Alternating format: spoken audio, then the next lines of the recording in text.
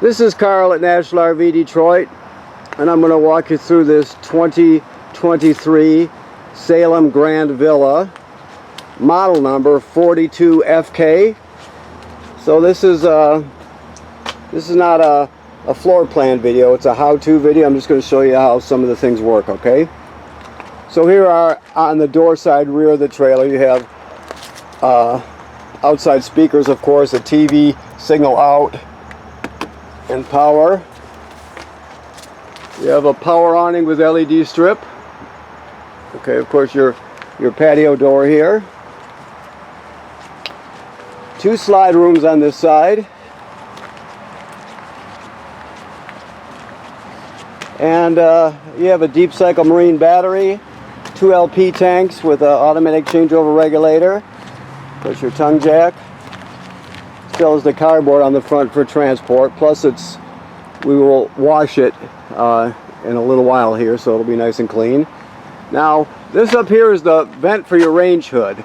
You just want to remember, if you're going to be venting to the outside using the range hood, the fan in the range hood, you want to have that baffle flapping freely like it is now.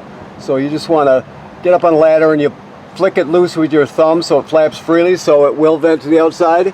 If you're traveling or anything, you can keep it shut or storage, but if you're in storage. But when you're venting, you always want that to be open so it'll vent. Okay, another slide room on this side. Okay, this is your fresh water drain here. That's how you drain your fresh water. Of course, your dump hoses hook up here. Let's see what else we have here. Over here also, there are your valves, as you can see. Now this has a black tank flush, so after you dump your black tank, you can hook the hose up at the dump station or wherever. Hook your hose onto here, turn it on, and you can spray out your black tank, flush it out really well, clean off the sensors. Just remember, always have your valve open before you turn the water on. You don't want too much pressure to build up, so like it says on the sticker, make sure you have the valve open. Now this is our cord here, but you have a regular power cord for it, okay? Okay, this is the most common way to get water to your trailer. This is the city water hookup right here. So you just put your hose on there and you're all set. Now if you're camping someplace where there's no city water, you can pre-fill your fresh water tank right here and then use the onboard pump to pump the water. All the plumbing will work as though you have city water. You'll just be pumping it out of the tank. So if you have city water, you don't have to worry about the tank, obviously. This is your water heater. The most important thing to remember about, well, the two most important things are to before you put antifreeze into the system when you're winterizing, you want it in bypass mode, right? Like it is right now.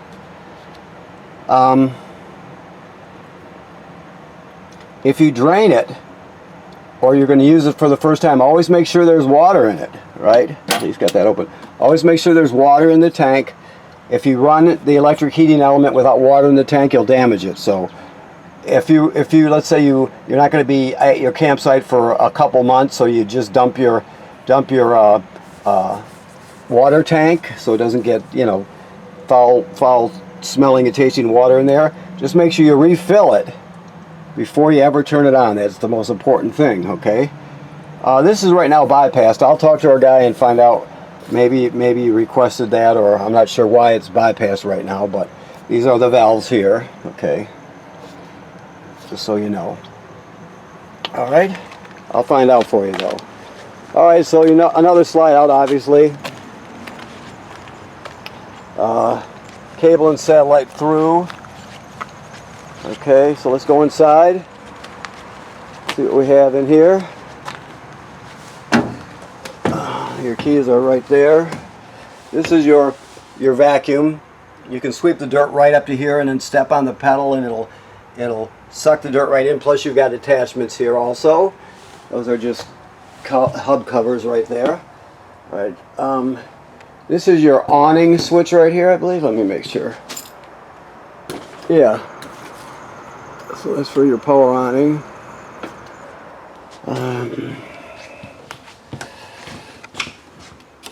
This is an on-in switch here, and then you have the other ones are hydraulic.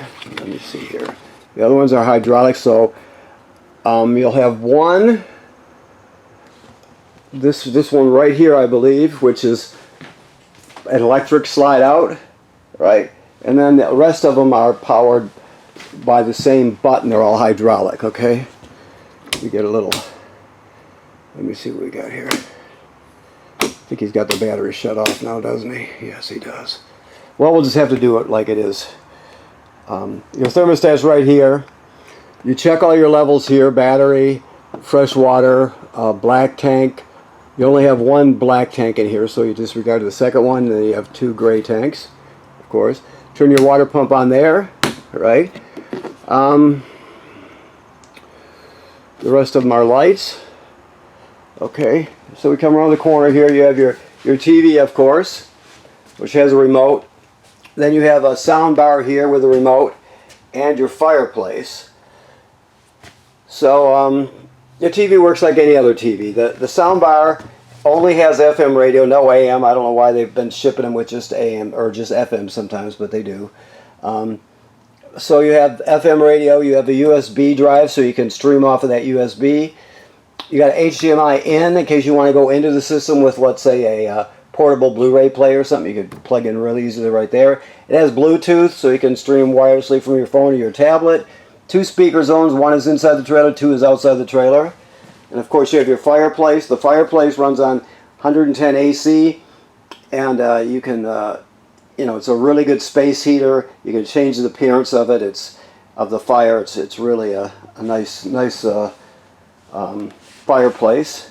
Where he's got the remotes, I don't know. I like to look at them to make sure they're in here. So let me just look around. Oh, here, they're here. So TV, fireplace right here, and then this one is your sound bar. This is just a touch-up stick right here. These are just feet for your TV in case you know, it's hanging on a bracket now, but that's what those are, feet. This is your packet with all of your literature in it. And I guess that's it. So let me put these back here. Okay. So it looks like it's still cleaning in here. This is this sign here that says, it says remove slide lock before extending room. This is the slide lock they're talking about. And I'm just going to push the button to make sure. I was telling you that which one I think it is. I'll just find out for sure. Yeah, the first one right there, that one is electric, and that's what the slide lock is for if you choose to use it. The other ones are all hydraulic and hooked to the same button, operated by the same button. Okay, so you have theater seats here, and then you have hide-a-beds here.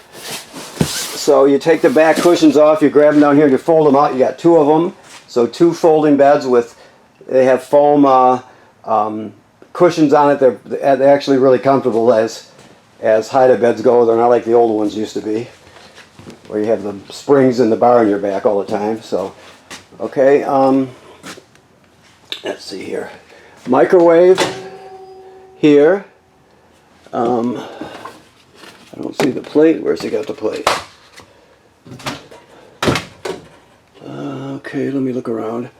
I showed you the vent on the outside. Well, this is the fan here. 2 speeds, and you would want to make sure that's open. All right, so now I got to look for that. I'll just make sure. I won't look for it myself right now. I'll just tell you. I'll tell you that I'm going to make sure that it's in here, so we know that. Okay. Before we ship it. Okay. Refrigerator is an AC or yeah, just a regular compressor refrigerator. So if you're traveling, make sure you fasten these straps so the doors and drawer doesn't fly open and get damaged. When it comes, I don't know if he's got the gas turned on here, but when it comes to your oven, I can do it with one hand maybe. You depress it, and then you spark it. But it's obviously he doesn't have the gas on because we're getting ready to ship it. But you just have to remember to do both. The oven works the same way. pantry. Obviously your dinette. You can strap your chairs down when you're traveling so they don't bounce around and break something or get broken. This is, here it is here. So I'll make sure that's put in there. There's your plate and your wheels or centerpiece, whatever it's called for that. It goes under the plate, excuse me. Okay, so you have a loft up here. It's pretty self-explanatory. But you have 2 rooms up here. This one's going to be a double with 2 beds. Got an air conditioner right there, which is great. It'll definitely get cool up here. And then a single over here. Okay. Now there is a screen for this, let me get through this stuff here so I don't break my neck here. Okay.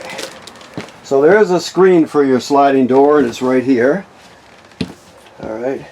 You also have some storage underneath here. I can't really get it up with the screen, but you can see you have storage.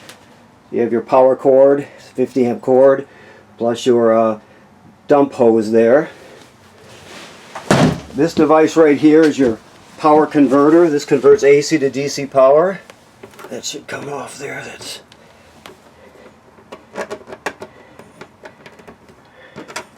anyway, this peels off. I can't get it with it while I'm doing this, but it peels off. Okay, so on this side of it, when you're plugged in, you have regular 110 AC circuit breakers like you'd see at home, and then they're all labeled, of course. Over here, you have 12 volt DC fuses here, and then they're all labeled. And also, as long as you're plugged in, it's going to be sensing how much energy your battery up front needs and has, and it'll always keep it charged up for you. So it's also a battery charger. This is prepped for a washer dryer, either a stackable or a combo. So you can put washer dryer in there if you choose to. The rest is pretty self-explanatory. Now, this is another TV hookup. This is important. You always want this on when you're using the antenna. If you shut it off, which you can do, you just won't get a good signal. It's a digital signal booster for the antenna, so make sure you have that on. All right. Okay, let's see what else here. The bathroom. Okay. So, sink and shower work like any other sink and shower, of course. The switch for your water heater is right here. You can see they've got tape over it and it's shut off. When it's on, it glows. That's exactly for the reason I told you about. You can't, make sure you don't run it without water in it. So that's why they always put tape over it, just to make sure that it's not turned on without water in it. I'll find out about if this is supposed to be how should I say? I'll find out about what position your valves are supposed to be in and all that when I talk to the person who prepped it. Okay. You also have a fan here, which is up here, and the vent. So you have an automatic or a switch to open the vent on it, and then you have the fan motor switch, both here. Okay. The toilet, like all RV toilets, sits right over a black tank. It has a flush pedal right here. Okay. So you can't use it dry. So before you use it, let's say you've dumped your black tank and it's completely empty. So you can't use it until you put a dose of chemical in there, and then step on the pedal, water will come swirling around, and you put at least a gallon of water in it. Then it's ready to be used.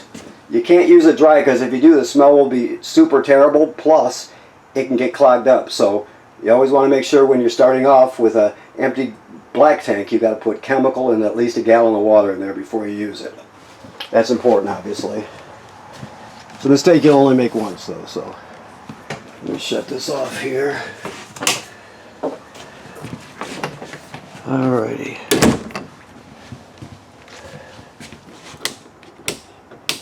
What has he got?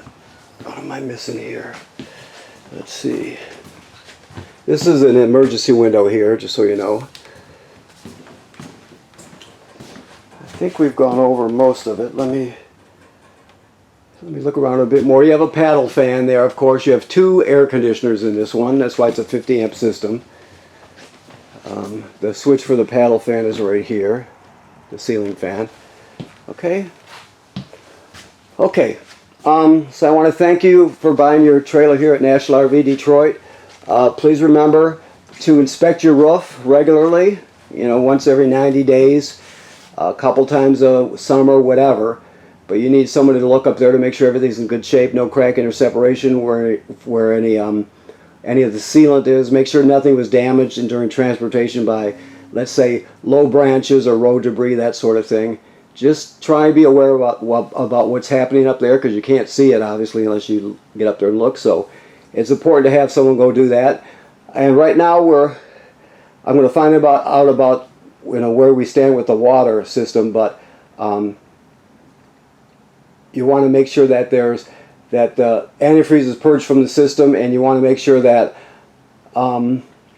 your water heater is filled before you turn it on, and you have to change the valves from bypass to camping mode back and forth when you're winterizing and de-winterizing. So you have to, if you don't know about that, you'll have to educate yourself a little bit about that anyway. So, okay, I'll find out about the water heater, what's the status is, and we'll see what I find out. I'll let you know. Okay, thank you.